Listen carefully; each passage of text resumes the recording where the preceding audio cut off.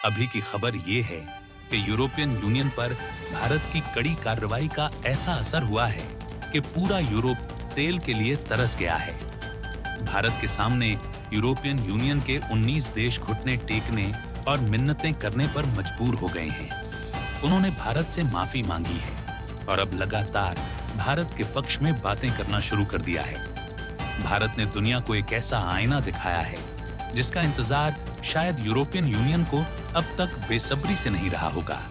Europe में सूनी सड़कें, खड़ी गाड़ियां और वीरान पेट्रोल पंप दिख रहे हैं। वहां ऐसा हाहाकार मचा है जैसी तस्वीर यूरोप ने कई दशकों पहले देखी थी।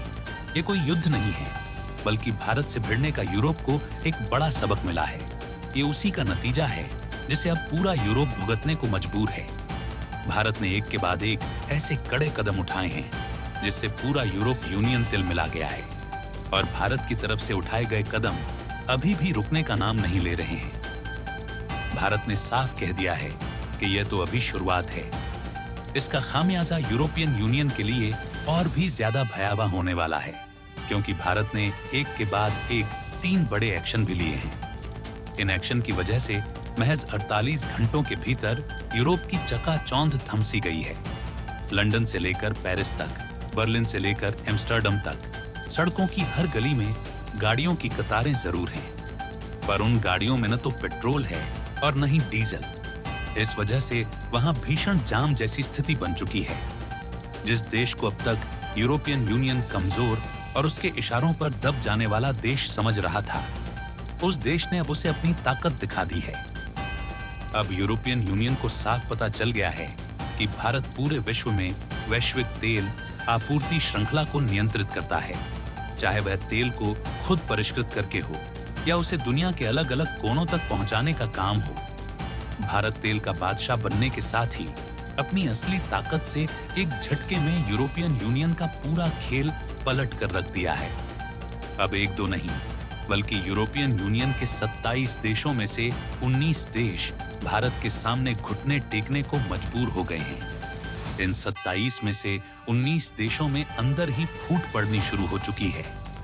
बताया जा रहा है कि यूरोपियन यूनियन के 19 देशों ने भारत के खिलाफ लगाए गए प्रतिबंधों से अपना समर्थन वापस लेते हुए भारत से फिर से व्यापार और तेल की खरीद शुरू करने का फैसला लिया है।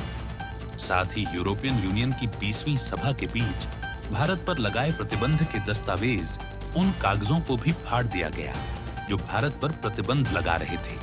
इस पूरे घटनाक्रम के बीच यूरोपियन यूनियन की उर्सुला वॉन डेर लेyen तब अतपर्ब रह गईं, जब यूरोपियन यूनियन के अंदर ही भारत को लेकर आपसी फूट के सवाल उठने शुरू हो चुके हैं।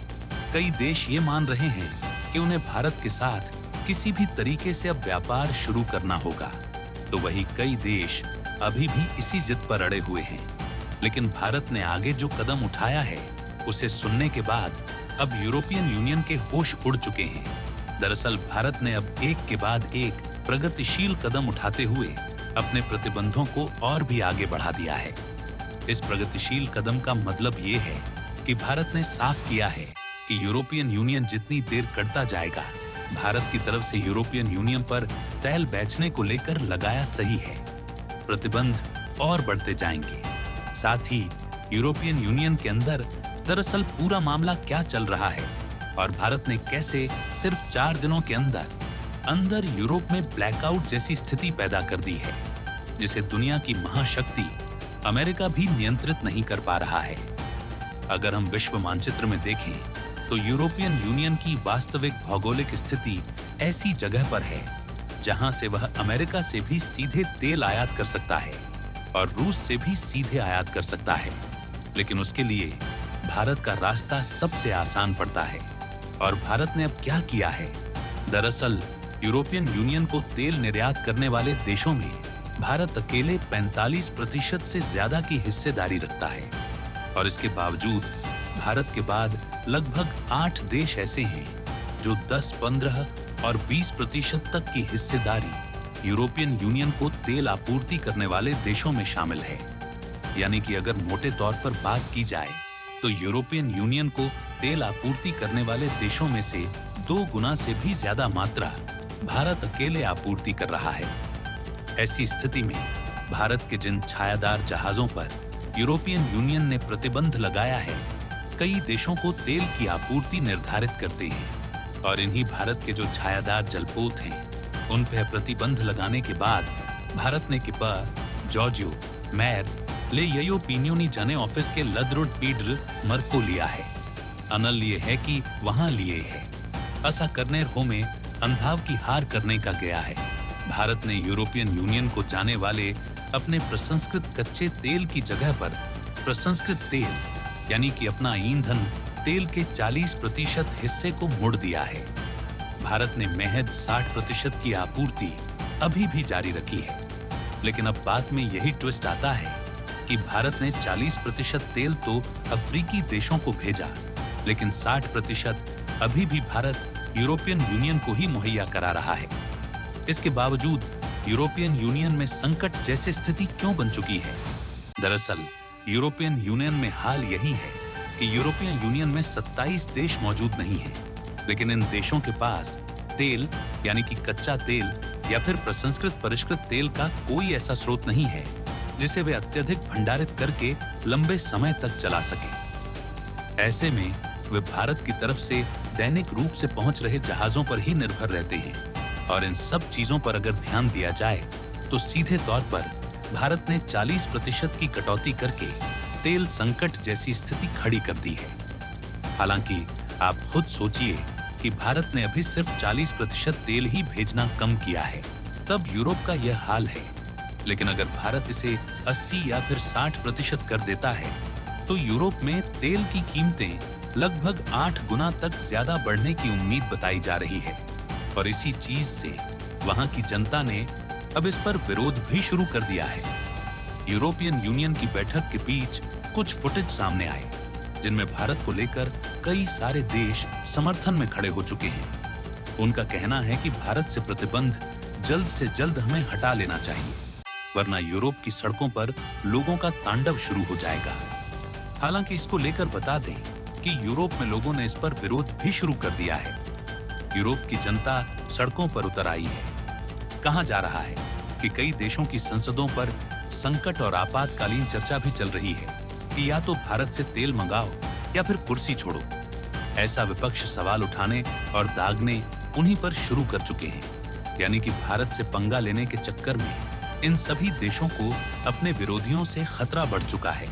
और अब इस पूरे घटनाक्रम के बीच में भारत ने यह भी कहा है कि यूरोपियन यूनियन भारत पर जितनी देर इन प्रतिबंधों को हटाने में पूरा यूरोपियन यूनियन लगाएगा, भारत की तरफ से जा रहे तेल की आपूर्ति और ज्यादा कट की जाती रहेगी। यानी कि जो अभी 40% पर है वह धीरे धीरे 45, 50, 60 और यह आगे भी बढ़ती जाएगी।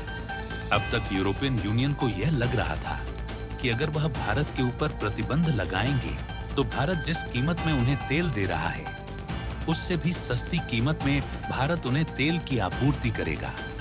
लेकिन भारत ने दिखा दिया कि अगर ऐसा किया जाता है तो भारत तेल की आपूर्ति को नियंत्रित करके वही कीमत को और ज्यादा करने जा रहा है। साथ ही भारत ने यह भी साफ कर दिया है कि अगर यूरोपियन यूनियन भारत से प्रतिबंध हटाने में देरी करता है तो सीधे तौर पर भारत अब तेल की कीमतों को प्रति हफ्ते 10% तक का इजाफा करता जाएगा। अब आप ये सोच रहे होंगे कि क्या यूरोपियन यूनियन भारत के ऊपर इतना ज्यादा निर्भर है? तो इसका जवाब है हाँ, बिल्कुल, इससे भी कहीं ज्यादा जितना आप सोच रहे हैं। दरअसल यूरोपियन यूनियन की सबसे ज्यादा ऊर्जा की खपत 2 ही देश पूरी करते हैं। एक भारत जो तेल के माध्यम से है, दूसरा गैस के माध्यम से रूस है। और यूरोपियन यूनियन की तरफ से उठाए गए कदम न सिर्फ भारत के खिलाफ थे बल्कि रूस के खिलाफ भी थे और इसलिए रूस ने भी तेल आपूर्ति को नियंत्रित कर दिया है। यानी कि जो यूरोपियन यूनियन को तेल आपूर्ति की जगह गैस आपूर्ति, रूस की तरफ से गैस की आपूर्ति की जा रही थी, उस पर भी रूस ने नियंत्रण करते हुए कुछ सीमाएं लगा दी हैं, जिसके चलते यूरोप की चकाचौंध खत्म होती नजर आ रही है, क्योंकि वहां पर ऊर्जा के स्रोत कमजोर होते दिखाई दे रहे हैं। अब इस पूरे घटनाक्रम में अमेरिका की एक बड़ी एंट्री सामने आ चुकी है, यानी कि जो इस पूरी घटनाक्रम का मास्टरमाइंड था।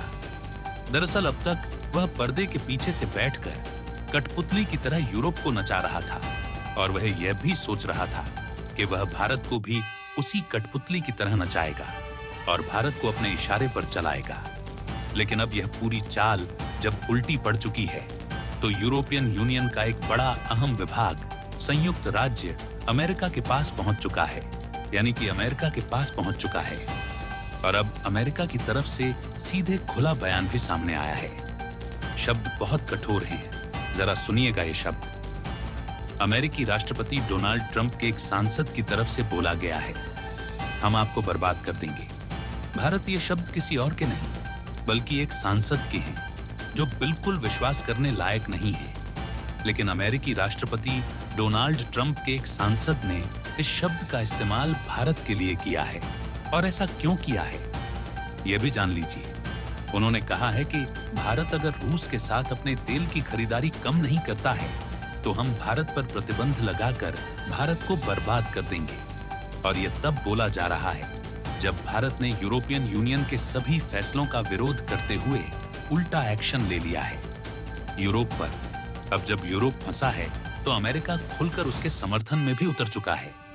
अब आपको समझ में आ गई होगी पूरी कहानी। दरअसल अमेरिका चाहता है तो भारत रूस के लिए खायन करते हैं, इसे अमेरिका की तरफ स्थानांतरित करें, जिससे अमेरिका का भारत के साथ जो व्यापार घाटा चल रहा है उस घाटे की पूर्ति इस तेल की खपत से की जा सके। लेकिन जरा सोचिए कि अगर भारत को, हालांकि ये सटीक राशि नहीं बता रहे, हम आपको बता रहे हैं कि अगर मान लीजिए कि 7 रुपए में रूस से भारत को एक बैरल तेल मिल रहा है, लेकिन अगर वही 80 रुपए में एक बैरल अमेरिका से मिल रहा है तो भारत को फायदा किससे है? रूस से है। और अगर रूस से है तो भारत क्यों अमेरिका की तरफ ज्यादा स्थानांतरित करेगा? हालांकि ऐसा नहीं है कि अमेरिका से भारत नहीं खरीदता है, लेकिन इस उच्च मूल्य की वजह से भारत इसकी मात्रा रूस की तुलना में काफी कम रखता है। लेकिन अमेरिका चाहता है कि वह मूल्य भी कम न करे और भारत उससे खरीदारी भी बढ़ा दे, और इसलिए वह भारत को प्रतिबंधों की धमकी दे रहा है।